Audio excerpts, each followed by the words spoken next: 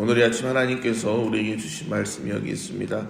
신약성경 요한복음 6장 60절에서 71절 말씀입니다. 신약성경 요한복음 6장 60절에서 71절 말씀.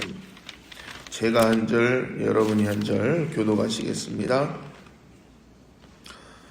제자 중 여럿이 듣고 말하되 이 말씀은 어렵도다 너가 들을 수 있느냐 한데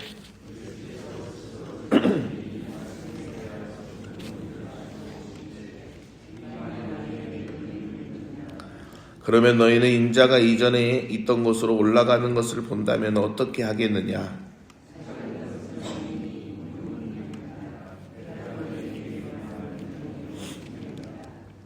그러나 너희 중에 믿지 아니하는 자들이 있느니라 하시니 이는 예수께서 믿지 아니하는 자들이 누구며 자기를 팔 자가 누구인지 처음부터 아심이러라.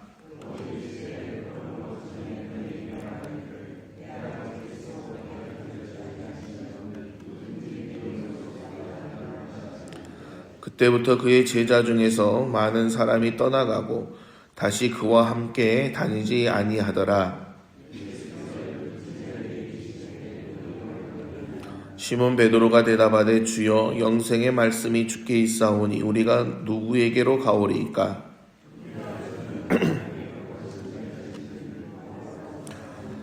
예수께서 대답하시되 내가 너희 12를 택하지 아니하였느냐? 그러나 너희 중에 한 사람은 마귀니라 하시니 이 말씀은 시몬의 아들 유다를 가리키심이라. 그는 12 중에 하나로 예수를 팔 자라라. 아멘. 오늘 우리는 요한복음 6장의 결말 부분에 서 있습니다. 요한복음 제일 첫 부분에 보면 무슨 말씀이 나오죠? 오병이어의 기적이 요한복음 6장에 나옵니다.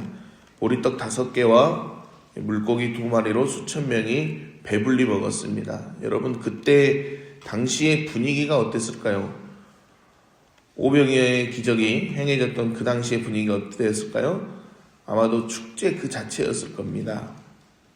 사람들은 흥분해서 우리의 왕이 되어달라고 소리쳤습니다.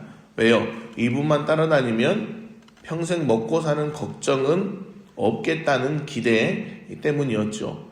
그런데 오늘 본문의 분위기는 180도가 다릅니다.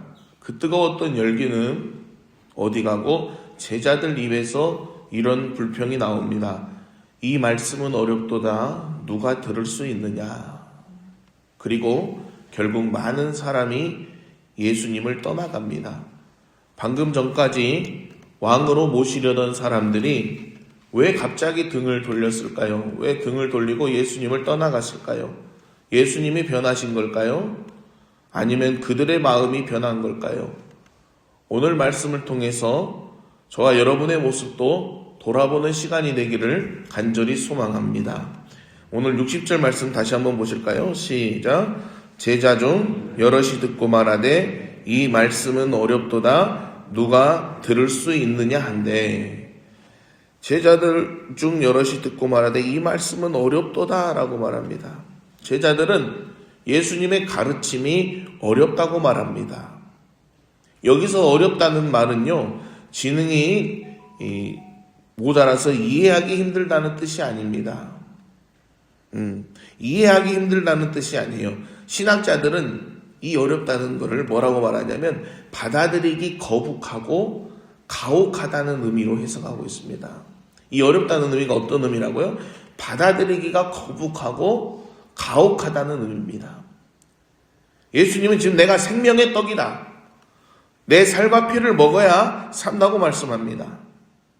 사람들은요 떡이라는 결과물을 원했는데 예수님은 이 십자가라는 본질을 말씀하신 거죠. 내 배를 불려줄 예수는 환영하지만 나를 위해 죽으시고 나에게 자기 부인을 요구하는 예수님은 불편한 겁니다.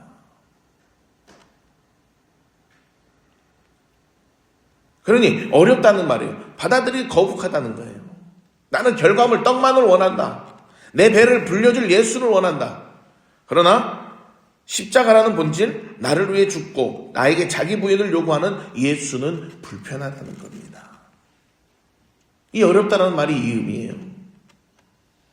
자, 계속해서 63절 한번 같이 보실까요? 시작. 살리는 것은 육은 무익하니라. 내가 너희에게 이른 말은 영이요 생명이니라. 아멘. 당시 사람들은 예수님의 말씀을 듣고 이 말이 너무 어렵도다라고 투덜댑니다. 어떻게 자기 살을 먹으라며 먹으라 하냐는 거예요.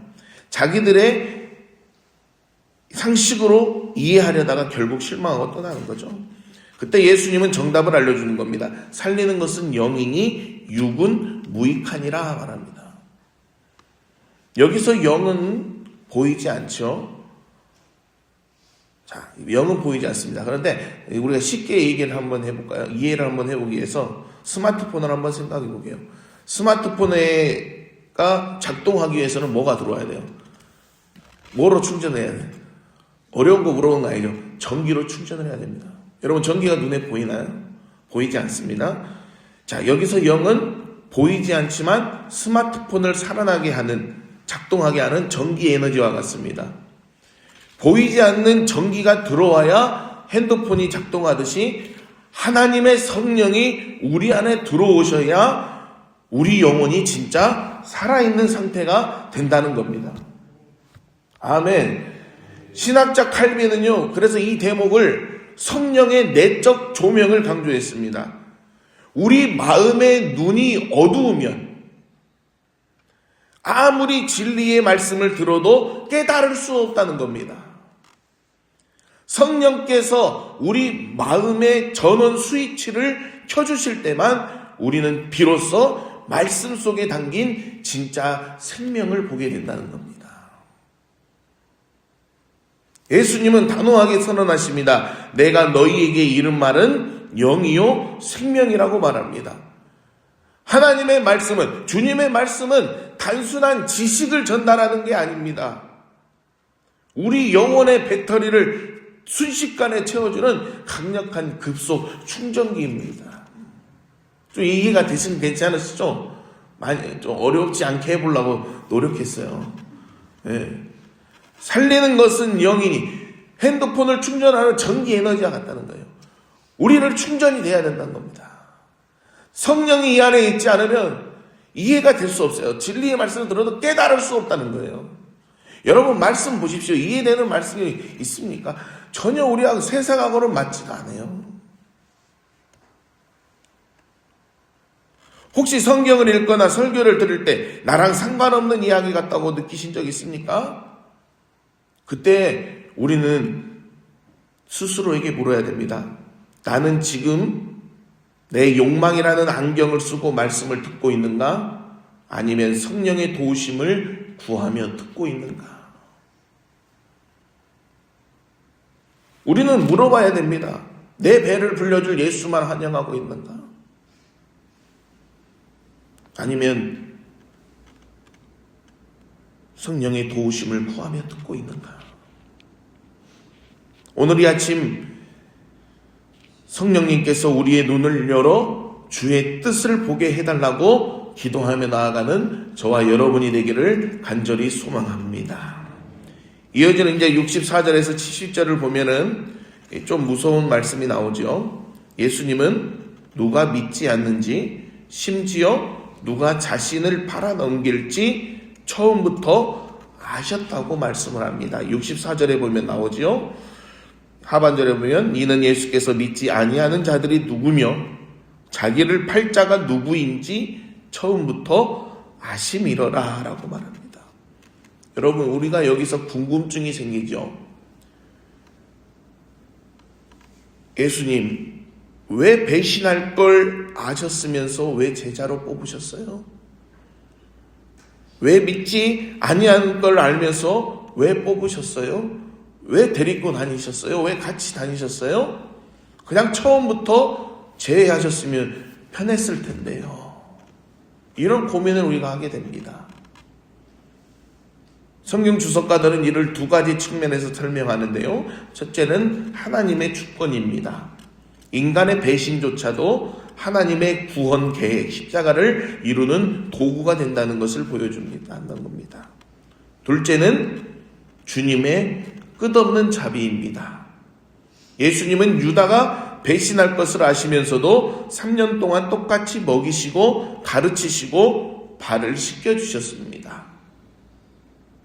왜요? 끝까지 회개하고 돌아올 기회를 주신 겁니다. 이 사실이 오늘 저와 여러분에게 주는 이 위로가 무엇입니까? 주님은 지금 우리의 부끄러운 모습, 흔들리는 마음을 다 알고 계신다는 겁니다. 그럼에도 불구하고 주님은 우리를 내치지 않으십니다.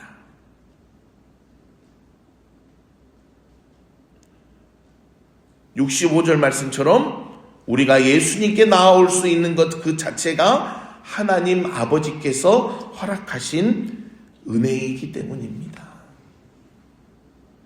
그러므로 전에 너희에게 말하기를 내 아버지께서 오게 하여 주지 아니하시면 누구든지 내게 올 수 없다 하였노라 하시니라. 우리가 이 자리에 나온 것 자체가 하나님의 은혜이기 때문입니다. 누구를 원망할 필요도 없습니다. 저 사람은 왜 저럴까가 아니라 나 같은 죄인을 주님이 참아주고 계시는구나를 깨닫는 것이 여러분 은혜의 시작입니다. 이제는 우리의 입술도 변해야 되고 모습도 변해야 돼요. 저 사람이 왜 저럴까가 아니라 나 같은 죄인을 주님이 참아주고 계시구나. 아직 우리를 참고 또 참고 기다리고 또 기다리는 그 사랑 앞에 오늘 우리는 진심으로 회개하며 나아가야 할 줄 믿습니다. 마지막으로 주님이 오늘 우리에게 물으시는 거예요. 너희도 가려느냐? 마지막으로 66절을 보십시오. 같이 읽어볼까요? 시작. 그때부터 그의 제자 중에서 많은 사람이 떠나가고 다시 그와 함께 다니지 아니하더라. 67절. 예수께서 12제자에게 이르시되 너희도 가려느냐? 그때부터 그의 제자 중에서 많은 사람이 떠나가고 그와 함께 하지 않습니다. 예수님께서는 남아있는 12제자에게 물으시는 거예요. 너희도 가려느냐? 이 질문은 오늘날 저와 여러분에게도 던지는 질문입니다. 세상에 풍요가 없을 때, 내 기도가 당장 응답이 되지 않을 때, 남들 다 가는 넓은 길로 가고 싶을 때 주님은 물으시는 겁니다. 너도 갈 거니? 너도 가려느냐? 너도 나를 네 욕심 채우는 도구로만 생각했니? 주님이 우리에게 던지시는 질문이에요. 이때 베드로의 고백은 우리 신앙의 정석을 보여줍니다. 68절 말씀 읽어봅니다. 시작. 시몬 베드로가 대답하되 주여 영생의 말씀이 주께 있사오니 우리가 누구에게로 가오리이까? 아멘. 여러분, 베드로라고 세상 유혹이 없었겠습니까? 흔들리지 아니했겠습니까? 하지만 그는 확실히 알았습니다. 배고픔을 달래주는 떡은 내일이면 다시 배고파지지만 주님의 입에서 나오는 말씀은 영원히 죽지 않는 생명을 준다는 사실을 베드로는 깨달았습니다. 사랑하는 성안교회 가족 여러분, 무엇 때문에 이 자리에 앉아 계십니까? 썩어질 양식을 위해 예수님을 따르는 사람은 언젠가 실망해서 떠나게 됩니다. 그러나 영생의 말씀 때문에 주님을 따르는 사람은 어떤 풍파 속에서도 주님 곁을 지킵니다. 여러분은 전자의 사람들이십니까? 후자의 사람들이십니까? 제가 봤을 때는 여러분은 후자의 사람들이십니다. 그럼에도 오늘 우리는 말씀을 통해 던져지는 질문에 우리의 모습을 다시 한번 비춰볼 필요가 있습니다. 주님은 오늘 우리에게 세 가지를 말씀합니다. 말씀을 내 욕심의 틀에 가두지 마라 합니다. 성령님의 도우심을 구하며 하나님의 뜻을 바라볼 수 있어야 된다고 말씀하셨습니다. 두 번째로 나를 참아주시는 주님의 인내를 기억해야 됩니다. 주님은 우리의 약함을 아십니다. 언제든지 돌이켜 생명의 길로 오기를 기다리고 계십니다. 마지막으로 확실한 고백을 해야 됩니다. 세상이 다 떠나가도 주님, 제게는 오직 주님뿐입니다. 제가 영생의 말씀을 떠나 어디로 가겠습니까? 고백하는 저와 여러분이 되기를 간절히 소망합니다.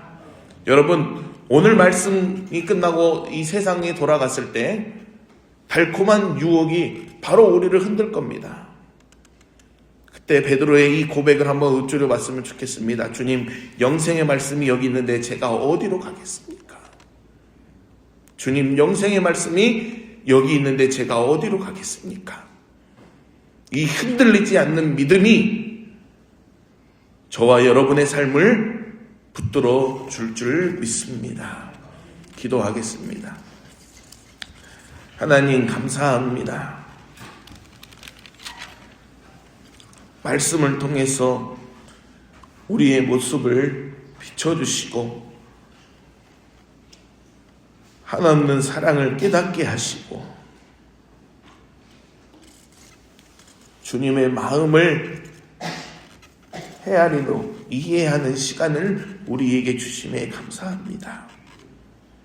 주님 보시기에 너무나도 부족하고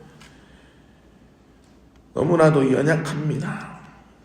그럼에도 우리를 사랑하셔서 기다리시고 참아주시고 또한 우리를 돌이키기 위해서 말씀하신 주님 그 앞에 우리가 엎드리길 원합니다. 주님의 말씀에 매달리길 원합니다. 하나님 도와주시옵소서. 말씀을 내 욕심, 내 상식, 내 기준에 맞추지 않고 성령님의 도우심을 구하며 살게 하여 주시옵시고 나를 참아주시고 인내하신 주님 앞에 돌이키는 시간이 되게 하시고 다시 한번 우리의 신앙을 고백하는 시간이 되게 하여 주시옵소서. 주님, 이 시간 성령으로 충만하게 임하여 주시고 주님을 언젠가 실망해서 떠나는 그런 사람들이 아니라 그 십자가 앞에 엎드리고 그 십자가를 붙들고 주님만을 따라가는 우리가 될 수 있도록 주여 도와주시옵소서. 오늘 이 아침도 빈손으로 오지 아니하고 우리의 몸과 예물을 주님께 올려드립니다. 1천 번째 우리 주님 홀로 영광 받으시고 사랑하는 딸의 질병을 치유하시고 사랑하는 자녀들의 앞길을 축복하여 주시옵소서. 오늘 이 아침도 주님의 은혜 사모하며 나온 주의 사랑하는 자녀들에게 은혜를 더하여 주시고 이들이 기도하는 것마다 아버지에게 들린 대로 역사하여 주시옵소서. 예수님의 이름으로 기도드리옵나이다. 아멘.